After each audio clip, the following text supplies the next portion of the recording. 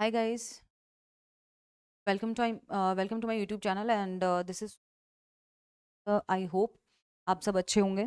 तो आज हम लोग करने वाले हैं सी मैट 2023 का स्लॉट 2 मैं ऑलरेडी शेयर कर चुकी हूँ आप लोगों के साथ में। आई होप आपने देखा होगा। तो बेसिकली ये जो पेपर है वो है आपका स्लॉट 1 का पेपर है। ओके, तो इसमें हम लोग डिस्कस करने वाले हैं वीआरसी इनोवेशन एंड एंटरप्रेन्योरशिप के आपके जो लास्ट 5 इयर्स के जो क्वेश्चंस हैं वो मैं एक साथ कल आप लोगों के साथ में उसका वीडियो शेयर कर दूंगी। तो आप लोग जाके देख लीजिएगा उसको, वो एक साथ मैं शेयर कर दूंगी, राइट। तो ये जो है आपका वीआरसी, इसमें मैं हम वीआरसी के क्वेश्चंस डिस्कस करने वाले हैं। तो चलिए देख, जीके के भी लास्ट 5 इयर्स के मैं आपके साथ में शेयर कर दूंगी। जीके और इनोवेशन एंटरप्रेन्योरशिप के 300+ क्वेश्चंस में ऑलरेडी, जो ये हमारी सीरीज है सीमेट की, क्रैश कोर्स फॉर सीमेट, इसमें मैं ऑलरेडी शेयर कर चुकी हूँ। प्लीज जाके आप लोग चेक कर लीजिए। ओके तो क्वेश्चन नंबर 1 जो है वो आपके सामने कुछ इस तरीके से है। क्वेश्चन नंबर 1 देखिए कि pick the appropriate category for the following sentence. अब ये जो सेंटेंस है ना, वो सेंटेंस क्या है उसको देख लीजिए आप। फॉलोइंग सेंटेंस की कैटेगरी आपको बतानी है। सेंटेंस है कि a horse my kingdom for a horse, right. अब यहाँ पे आपको सेंटेंस का टाइप बताना है कि किस टाइप का जो है वो सेंटेंस है, राइट। सिंपल है, असर्टिव है, अफर्मेटिव है। अफर्मेटिव जहाँ पे हम किसी चीज को अफर करना चाह रहे हैं, बताना चाह रहे होते हैं, वो अफर्मेटिव होते हैं। सिंपल सेंटेंसेस आपके सिंपल काइंड ऑफ सेंटेंसेस जहाँ पे आप ना तो कुछ अफर करना चाह रहे हो ना कुछ इम्फेसाइज करना चाह रहे होते हो, उस टाइप के जो आपके सेंटेंसेस होते हैं ना, वो होते हैं आपके सिंपल टाइप के सेंटेंसेस, राइट। असर्टिव सेंटेंसेस में जहां आप कुछ एम्फेसाइज करना चाह रहे हो, वहीं आ जाइए एक्सक्लेमेटरी। सिंपल सा है आपके पास में, अगर ये साइन लगा हुआ है तो वो एक्सक्लेमेटरी टाइप ऑफ होते हैं। तो यहाँ पर ये सिग्नेचर लगा हुआ है, ये साइन मतलब है हमारे पास, तो ये क्या है, एक्सक्लेमेटरी काइंड ऑफ सेंटेंस आपका है। सेकंड सेंटेंस पे आ जाते हैं। सेकंड देखते हैं आपके पास में क्वेश्चन क्या है। क्वेश्चन है कि CCTV dash been used for many years for the surveillance of public areas associated with obvious risk, right। अब यहाँ पे ये जो आपके पास में लिखा हुआ है सीसीटीवी, आपको बेसिकली फर्स्ट ऑफ ऑल तो ये चेक करना है कि ये जो सीसीटीवी आपको गिवन है, ये किस मतलब ये इसका जैसे कि हम कोई भी सेंटेंस है, वहां पे जैसा हमारा सब्जेक्ट होता है उसी के अकॉर्डिंग हम वर्ब चूज करते हैं। If we have singular subject है ना, सिंगुलर है तो इज आएगा प्रेजेंट टेंस में, और प्लूरल है तो क्या आएगा, ये आएगा। बट ये आता कब है, ये आता है आपका प्रेजेंट कॉन्टिन्यूस, अगर आपका टेंस होता हो प्रेजेंट कॉन्टिन्यूस टेंस। अब फर्स्ट ऑफ ऑल ये देखिए, अगर यहाँ पे बीन लगा हुआ है तो डेफिनेटली ये कॉन्टिन्यूस टेंस तो नहीं है। अब हैज और हैव को हम कहाँ यूज करते हैं वो भी आपको पता होना चाहिए। देखो, हैज और हैव को हम लोग कहाँ यूज करते हैं, हम इसको यूज करते हैं प्रेजेंट परफेक्ट में। प्रेजेंट परफेक्ट टेंस हो जहां पे, राइट। सिंगुलर होगा तो हैज आएगा, प्लूरल होगा तो हैव आएगा। अब सीसीटीवी जो है वो सिंगुलर है या प्लूरल है, फर्स्ट ऑफ ऑल ये फाइंड आउट कीजिए। देखिए, फर्स्ट ऑफ ऑल आपके पास में जो सीसीटीवी है ना, ये सीसीटीवी किस टाइप का सब्जेक्ट है, ये सब्जेक्ट है हमारे पास में सिंगुलर। ये कलेक्टिव नाउन है, कलेक्टिव सिंगुलर नाउन है। तो कलेक्टिव नाउन के साथ में हम किसका यूज करते हैं, हैज का यूज करेंगे। तो सीसीटीवी हैज बीन आएगा यहाँ पे, राइट।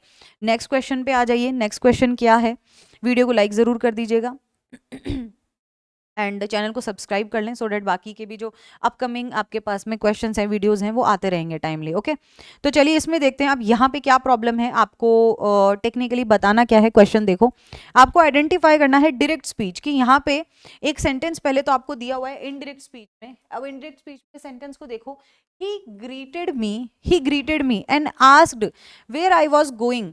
अब ग्रीट करना इट मीन्स क्या होता है, अगर हम किसी को ग्रीट करते हैं ना तो हम क्या बोलते हैं, हेलो बोलते हैं, राइट। तो सिंपल सा आपको इसका क्या बताना है, डायरेक्ट स्पीच फाइंड आउट करना है इस इनडायरेक्ट सेंटेंस का, राइट।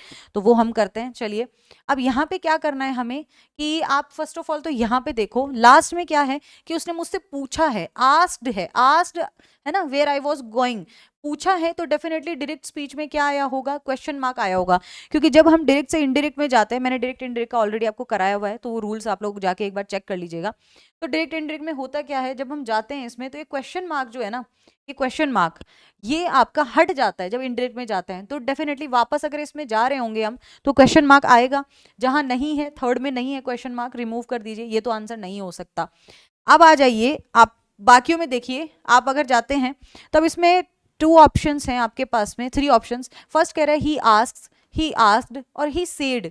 अब देखो, उसने ग्रीट किया और आस्क किया, मतलब पूछा है ना, पूछा है उसने। तो यहाँ पे आस्क तो आ ही नहीं सकता है, राइट ये तो रॉन्ग है, आस्क से नहीं आएगा। सेकेंड आप आ जाइए, ही आस्क्ड आएगा या ही सेड आएगा, क्या आएगा, सिंपल सा है, ही आस्क्ड आएगा या ही सेड आएगा, दोनों में से क्या आना चाहिए उसको देख लो, इसमें क्या प्रॉब्लम है। अब फर्स्ट ऑफ ऑल हेलो के साथ में है ना एक्सक्लेमेटरी साइन आता है हमेशा हेलो के साथ में, सिंपल सा आप आइडेंटिफाई कर सकते हो which one is wrong which one is right, है ना। तो यहाँ पे क्या प्रॉब्लम है, हेलो के साथ में जो एक्सक्लेमेटरी साइन है वो सिर्फ यहाँ है, तो इट मीन्स ये क्या है आपका करेक्ट आंसर है, डी जो है वो आपका करेक्ट क्या है डायरेक्ट फॉर्म है। नेक्स्ट आ जाइए, choose the appropriate question for the following statement. अब आपको क्वेश्चन चूज करना है, इसके लिए आंसर आपको ऑलरेडी गिवन है, आंसर क्या है, यस इट डज, ये आंसर है। तो इसमें से देखो क्वेश्चन आपका क्या होगा, फर्स्ट है does it rain in winter, क्या बारिश होती है विंटर में, is it raining in winter, ये क्या है कंटिन्यूअस फॉर्म है, कंटिन्यूअस फॉर्म का आंसर सिंपल सा है डज में आएगा ही नहीं, है ना। इज इट होता तो ये तो नहीं है, did it rain in winter या फिर व्हाट हैपन्स, अब ये भी नहीं आएगा, ये तो अलग से ही क्वेश्चन हो गया कि सर्दियों में क्या होता है, राइट, ये भी नहीं होगा।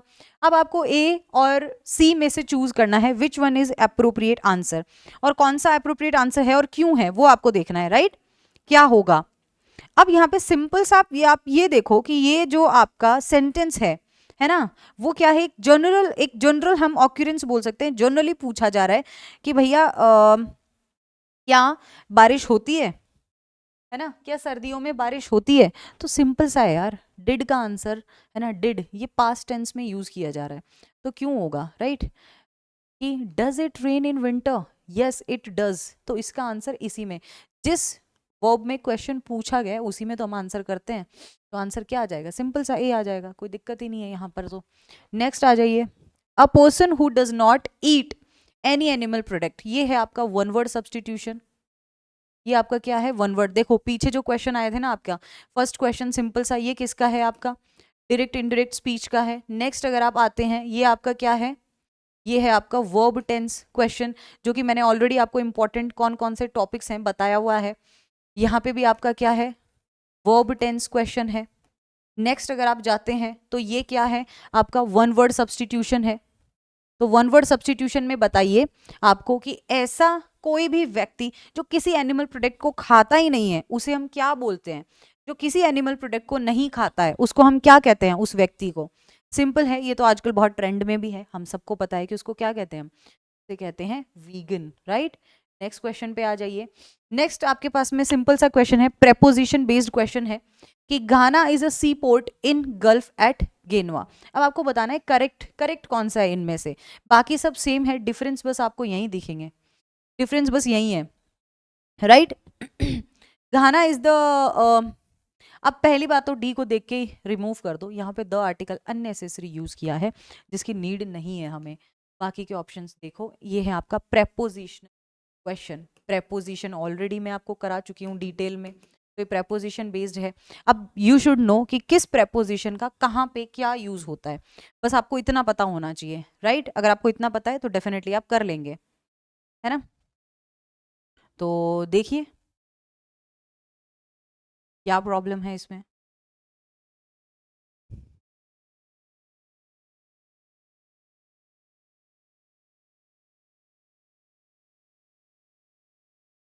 क्या प्रॉब्लम है, प्रेपोजिशन कौन सा यूज होगा बस वो देख लो, अगर आपको प्रेपोजिशन समझ में आ गया तो डेफिनेटली आप कर लेंगे, ओके।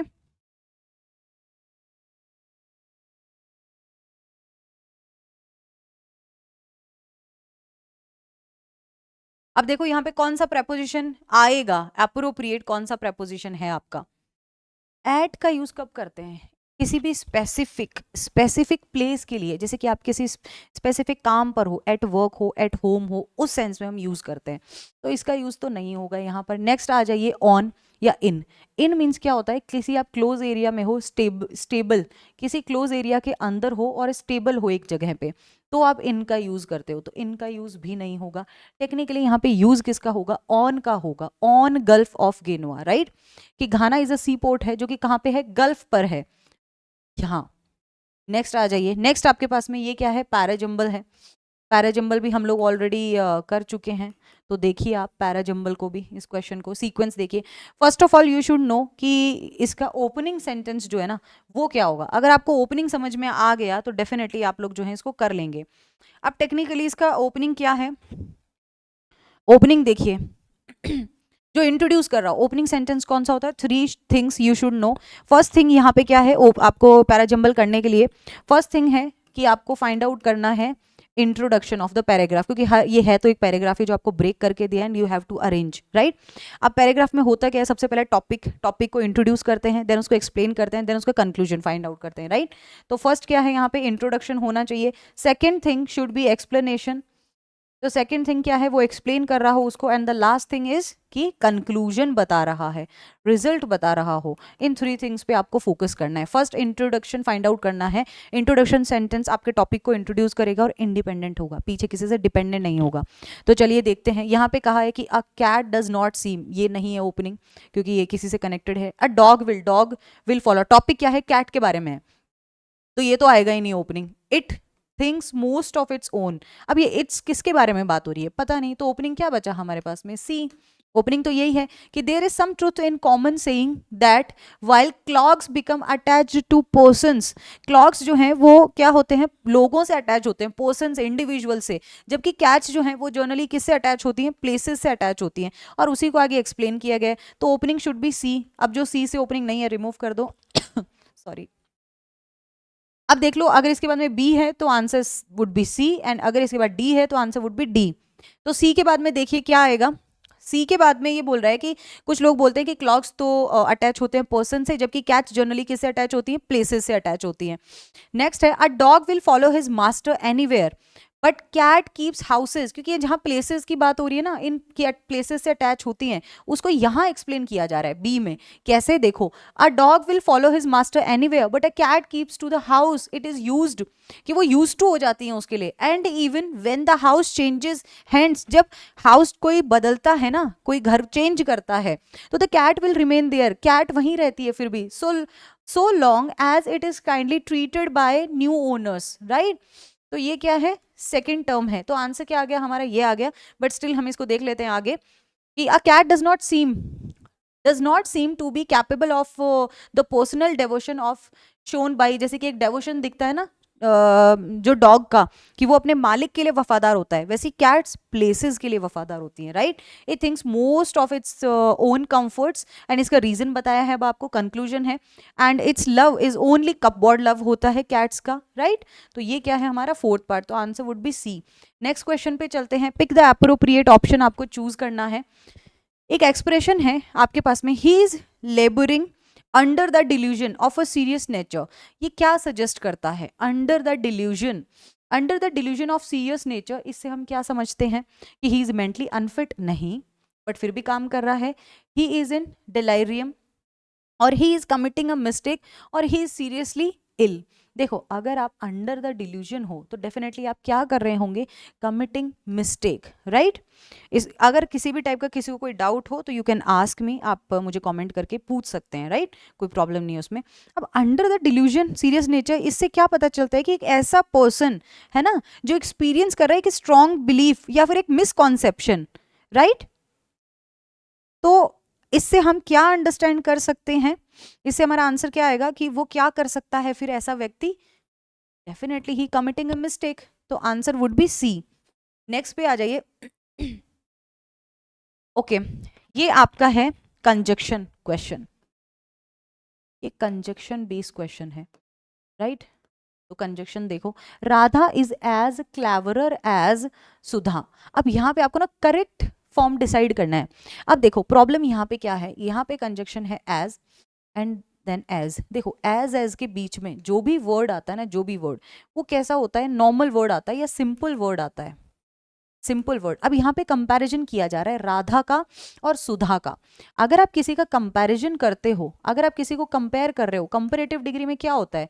या तो आप किसी वर्ड के साथ में क्या लगा दो? ER लगा दीजिए, राइट। या फिर आप क्या कर लो? उसके साथ में मोर देन का यूज कर लो। एम आई राइट? ये होता है। बट एज का यूज ना, टेक्निकली एज का यूज होता ही कंपेयर करने के लिए है। इसका यूज ही हम कंपैरिजन के लिए करते हैं। और एज का रूल क्या है? सिंपल सा रूल है कि एज और एज के बीच में, दोनों के बीच में आप वर्ड को सिंपल फॉर्म में रखेंगे, राइट। सिंपल वर्ड आएगा, तो आपको वही तो करना है यहाँ पे। तो आपको यहाँ पे टेक्निकली क्लेवरर नहीं आके ओनली क्लेवर आएगा, बाकी सब सेम है। Sudha is as clever, Radha is as clever as Sudha, उतनी ही क्लेवर है जितनी की सुधा है। तो आपको उसको रखना क्या है, सिंपल वर्ड में रखना है, ER नहीं लगाना है, ठीक है। नेक्स्ट है आपके पास में एक पैराग्राफ है, उस पे बेस्ड आपको क्वेश्चन बताना है। पैराग्राफ देख लो क्या है। गांधीज ग्रेटेस्ट चैलेंज क्या था, वॉज पोस्ट ट्रुथ था। The Indian social universe was overflowing with ways of living established by the powerful that inevitable oppressed the powerless, right. In order to tackle this inequality, Gandhi ji ने क्या change किया, change the understanding of truth that the powerful had inherited and internalized, and he dislodged truth from its long held and theological location of an ultimate divine compassion. Only goodness, अच्छाई matter करती है, अच्छाई के साथ ही जो मतलब सच्चाई को बदला जा सकता है, या अगर अनट्रूथ है तो उसे चेंज किया जा सकता है। If that quality could be inculcated that would take care of itself.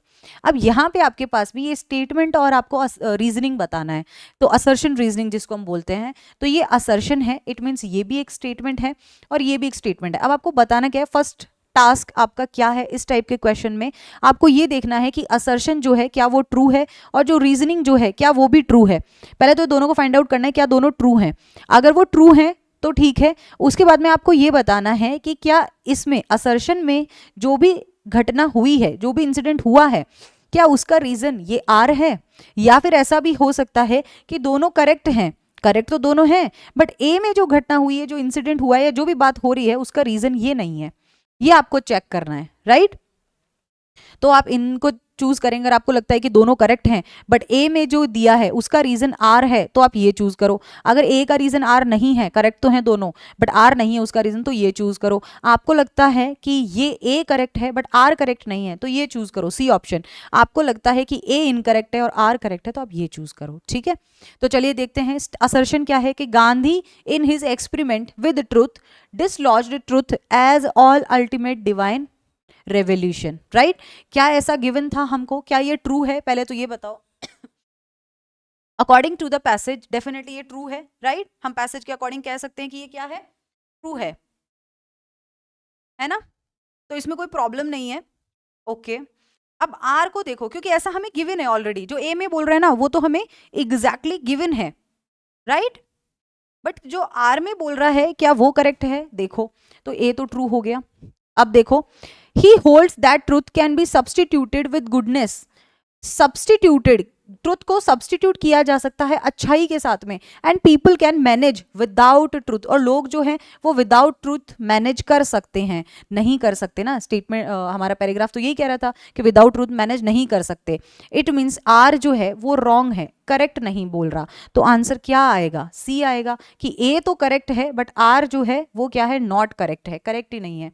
Next आ जाइए, आपके पास में गिवन है इसी पे कि which of the following notions is compatible with Gandhi's idea of truth. Gandhi का जो आइडिया था ट्रुथ का, उसके साथ कंपैटिबल कौन सा है। आपको क्या लगता है कि इसमें से क्या ऐसा है जो कि कंपैटिबल है उसके आइडिया के साथ में, ठीक है, कंपैटिबल है। तो देखो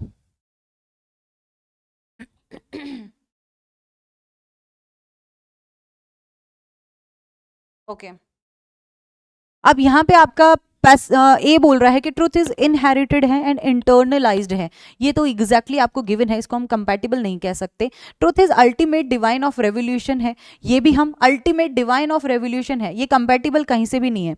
ट्रुथ क्या है, एक बाय प्रोडक्ट है ऑफ ऑनेस्टी का। इट मीन्स कि इससे क्या आती है, ऑनेस्टी आती है, ह्यूमनिज्म आता है, कंपैशन आता है। गांधी का जो आइडिया था ना ट्रुथ का, ये उसका क्या है, कंपैटिबल है। Gandhi directly correspond with goodness, ये भी हम कंसिडर कर सकते हैं। तो आंसर हमारा क्या होगा, डी होगा, कि ऑप्शन सी एंड डी क्या है, कंपैटिबल है गांधी के आइडिया के अकॉर्डिंग। यहाँ पे आपको एक वर्ड गिवन था, इनएविटेबल, राइट। अब इस इनएविटेबल का आप बताओ इट मीन्स क्या होता है। इनएविटेबल मीन्स क्या होता है वो आपको बताना है, राइट। इनएविटेबल मीन्स बेसिकली होता क्या है, इनएविटेबल मीन्स होता है सिंपल सा सर्टेनिटी, राइट, निश्चितता। नेक्स्ट है आपके पास में ये कुछ लिस्ट आपको गिवन है। अब ये क्या है, आपका फ्रेजल वर्ब है, जो फ्रेजल वर्ब आप एक बार देख लें, मैंने आपको कराया है phrasal verb, important 80 phrasal verbs जो हैं वो मैंने आपको ऑलरेडी दिए हुए हैं, तो आप प्लीज देखें। चलिए देखते हैं, तो आपने आई होप देखे होंगे, और ये सब उसमें मैंने कराए हुए हैं आपको। तो रन अक्रॉस मीन्स क्या होता है? First of all run across means क्या होता है? टू मीट और फाइंड बाय चांस, राइट? तो ए का आंसर तो क्या होगा? सेकंड होगा। रन डाउन मीन्स क्या होता है? रन डाउन मीन्स होता है to lose power, run down या स्टॉप वर्किंग। बी का क्या होगा भैया? बी का होगा फर्स्ट। तो आंसर यही देख लो, ए का टू एंड बी का फर्स्ट, यही आंसर हमारा ये आ गया। बाकी बाद में क्या है? रन इनटू मीन्स क्या होता है? टू मीट बाय चांस, किसी से बाय चांस मिलना। Run on means to continue रखना, run on. Run down means होता है किसी काम को बंद करना, रन ऑन मीन्स क्या हो जाता है? उस काम को कंटिन्यू बना के रखना, राइट? नेक्स्ट पे आ जाइए। नेक्स्ट आपके पास में सिंपल सा है कि रत्ना बाबू, एक पैराग्राफ है, Ratna Babu the hotel seemed quite adequate लग रहा था, रत्ना बाबू का जो होटल था वो एडिक्यूट था, पर्याप्त लग रहा था दिखने में तो, बट हिज रूम जो है वॉजंट लार्ज, वो बहुत बड़े रूम्स नहीं थे, but that didn't matter, but उससे कोई फर्क नहीं पड़ता। There were windows to the east, windows थे ईस्ट में एंड द साउथ में, विद प्लीजेंट व्यूज था, किसका? कंट्री साइड का। सॉरी, द सर्वेंट था वहां पे कौन? Pancha. Pancha seemed an amiable sort, Ratna Babu was in the habit of bathing twice a day, वो दिन में 2 बार नहाते थे टैपिड वाटर से, है ना, throughout the year, and Pancha had assured him that there would be no trouble about that, इसमें कोई प्रॉब्लम नहीं है, राइट? यहाँ पे एक टैपिड वाटर वर्ड आया है, इट मीन्स क्या है? टैपिड वाटर मीन्स होता है ल्यूक वार्म वाटर, गुनगुना पानी। Pick the appropriate meaning of the expression modus operandi. अब ये क्या है? ये है आपका foreign author word, foreign author word है ये, राइट? इसका आपको मीनिंग बताना है। मॉडिस ऑपरेंडी मीन्स टेक्निकली क्या होता है? मॉडिस ऑपरेंडी मीन्स क्या होता है? सॉरी, मॉडिस ऑपरेंडी मीन्स देखो होता क्या है, इसका आपको ना मीनिंग बताना है। मॉडिस ऑपरेंडी, मॉडिस ऑपरेंडी मीन्स क्या होता है? मैनर ऑफ डूइंग थिंग्स, काम करने का तरीका जिसे हम बोलते हैं। नेक्स्ट पे आ जाइए, यहाँ पे गिवन है वेल डन। अब वेल डन का ना टेक्निकली मीनिंग क्या होता है?